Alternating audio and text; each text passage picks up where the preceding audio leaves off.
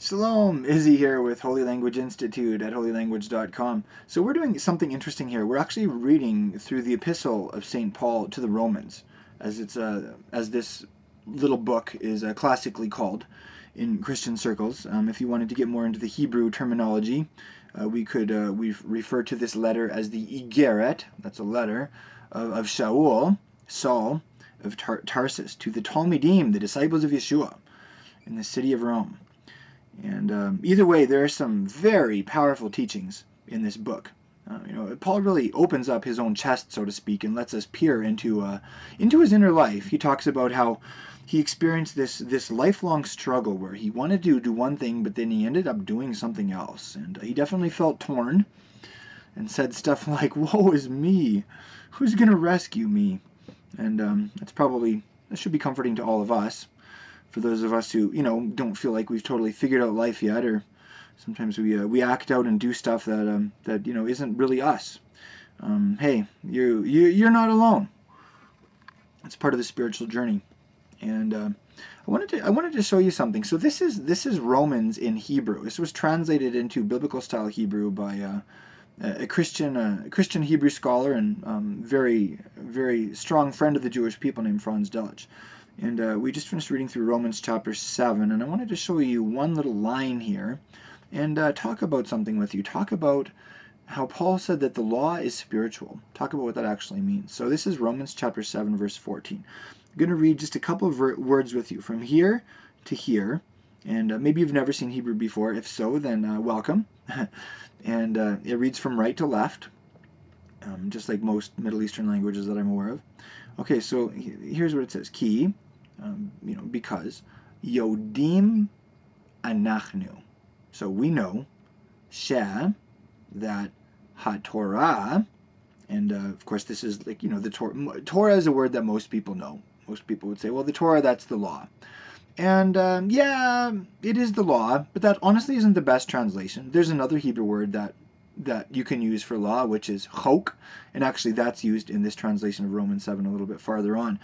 Torah comes from a verb that means to do this, to point at something or somebody, to point in a specific direction.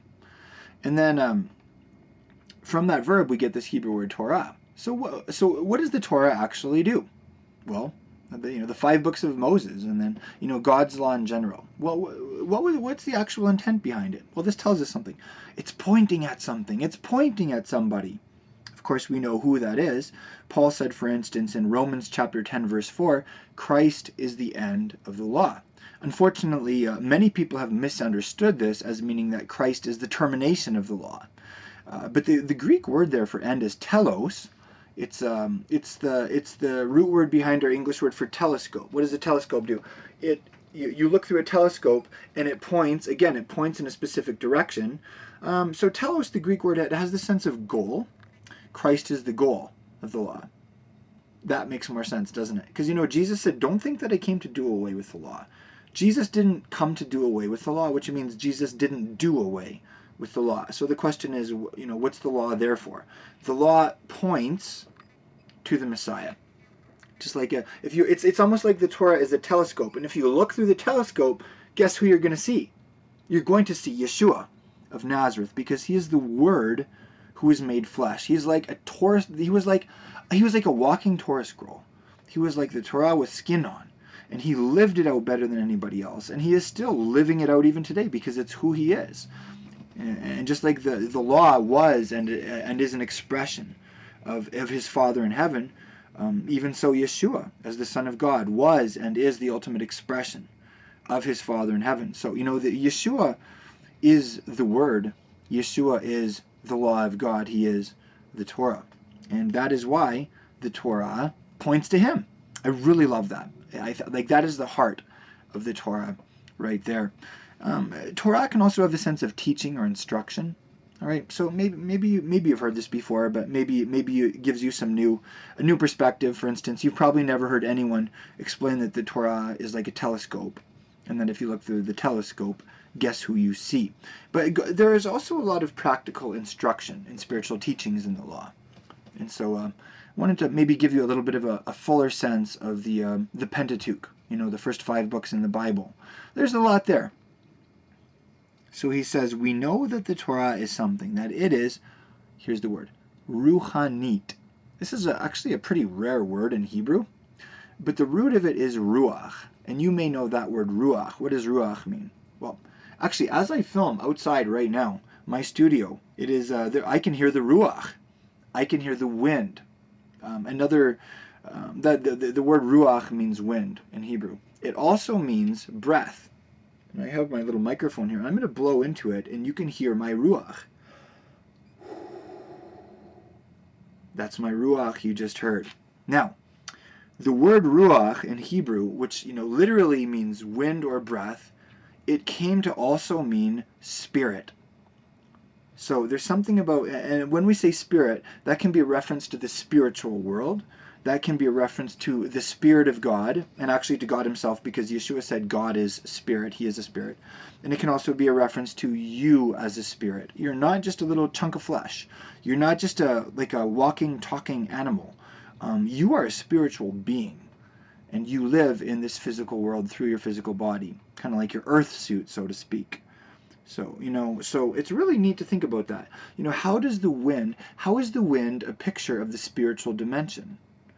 How is your breath a picture of your spirit, of who you most really are, and also of who God is as a spirit? So it's a question to think about. So that's the word ruach.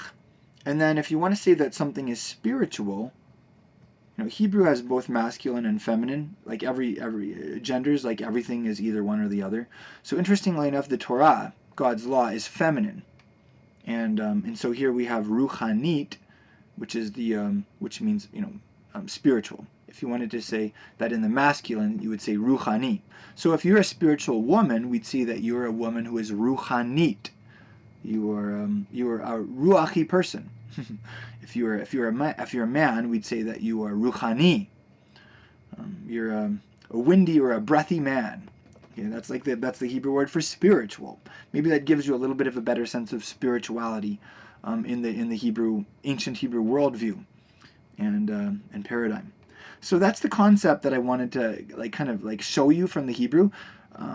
This Hebrew translation of Paul. Let's talk about that now. What was Paul talking about? That the law is spiritual, that the Torah is ruchanit. Well, maybe we could start by talking about what it doesn't mean. What that doesn't mean is the Torah is only physical, which is a very powerful concept, actually. Because sometimes you'd be tempted to think, the law, that's just like ink on, it's ink on, well, if it's a Torah scroll, it's ink on cowhide, or it's ink on paper.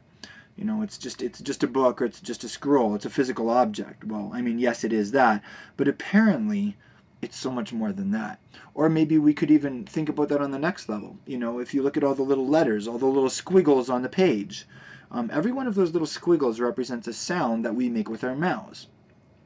So, if we're actually reading the law, then we're making sounds with our mouths. And again, that's physical. The squiggles on the page or the sounds from our mouths, it's all physical. What Paul is saying is the Torah is way more than that. Ultimately, the Torah is actually it's actually something that exists in the spiritual world. The essence of the Torah is in that higher dimension where God exists as a spirit and where you exist as a spirit. That's the law of God. That's the Torah. And Paul really took this concept and he unpacked it in 2 Corinthians chapter 3. He talked about how in this new covenant relationship that we have with God, we are experiencing him writing his law not with ink on paper, but with his spirit in our hearts. It's a deeper thing. And so it's really interesting that in the new covenant, the law isn't done away with. The Torah isn't abolished or canceled or abnegated or any other fancy synonym that you choose to use. No, he's just taking that thing and he's making it you, and he's making you it. It becomes something that comes from the depths of you. It's who you really are. Just like Yeshua is the Word made flesh, just as he is he was a walking, talking Torah scroll. Even so, you are becoming the Word made flesh. You're becoming like a human Torah scroll, like in the best and most beautiful sense of the word. And I want to encourage you with this teaching from Paul. Paul spoke very highly of the Pentateuch. He spoke so positively of the Torah. And unfortunately for a lot of Christians, dust gathers on those first, three quarters of our Bibles. If you look at someone's Bible, you can see which pages are worn. So, the back quarter will be pretty worn, and then maybe a little bit in the middle where the Psalms are, maybe a little bit in Genesis at the beginning, but then there are these parts that are just not very worn. They gather dust. And Paul is saying, go back. Okay. This concept from Paul is telling us, go back and read those sections again, with the understanding that they are there to point you to the Messiah, with the understanding that these are very spiritual teachings, that the instructions there, they are physical, and that's something to take seriously also. We're not just spiritual beings, we're also very physical beings, and that's something important to remember. But remember God's greatest intent in giving the Torah, that it's something spiritual, and it's there as a way to come and encounter Him. And he wants you to have not just a Pentecostal revival, but let's call it a Pentateuchal revival. He wants to breathe His Spirit into you as you read the Pentateuch, as you read the old stories, as you study the old laws, and as you see the glory of God revealed through that part of His Word, and as you see Yeshua keeping every one of those commandments, identifying with those old stories, and studying the Torah and teaching the Torah in the synagogues, as he did in his time. So anyways, it's a little encouragement for you from Paul. And this really is you. One of the other things that Paul said in this letter, a little bit farther on, he said, this is how this Hebrew translation reads. So in his Adam Panimi, in his inner person, chafatzti, I delight b'torat Elohim, in the Torah of Elohim, in the law of God.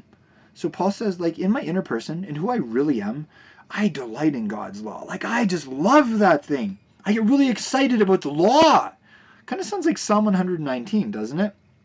So if you're experiencing a disconnect from the law of God, maybe you're experiencing a disconnect from who you really are.